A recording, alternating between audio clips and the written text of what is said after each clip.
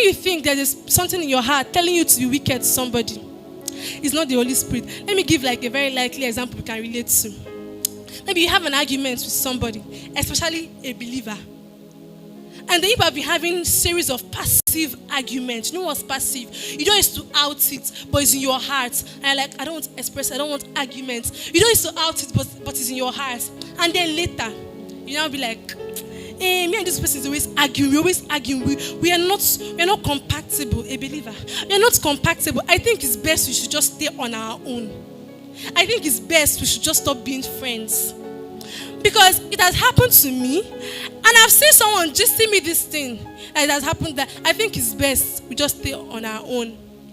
See, anything that is not making you love people more is not the Holy Spirit. No matter how little to come and tell you, Chioma, stay on your own so you stop having arguments. You know arguments is no good. Stop talking to her when you see her.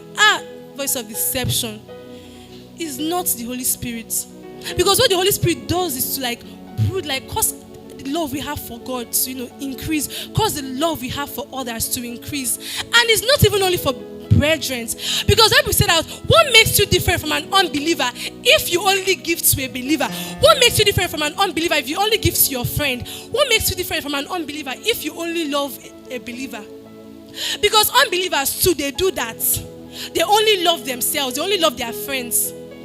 So if you cannot translate love to everybody around you, I just learned that of recent because personally, God has helped me. Personally, I can, if we don't talk, I don't have any business with you. I can see you with somebody and I'll hug the person and I'll not greet you and I'll just walk. But I love you. Like if I see something bad happening to you, I'll tell you. But of recent, it's like when I saw that part, it now made me like, oh wow. So that means me and unbeliever are doing the same thing.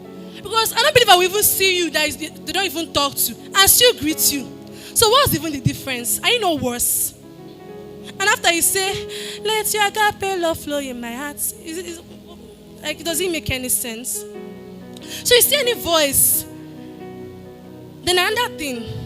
You know when maybe someone says something hurtful to you and then you're not like, this person said something hurtful to me. Maybe the person not correct you, and just waiting you just be waiting for the person to do that same thing. For example, if someone told you, look at your skirt is short, you're showing your body, believer, something like that. You're not waiting for that time you see that person with a short skirt, you're like, hey, look at you, believer. You're just waiting, and it's that same word the person used to talk to you, right? So there is nothing wrong about it. The person told you that same thing, and you are correcting the person back. But the truth is that when someone hurts you, and then you decide to wait to hurt the person, just that same way the person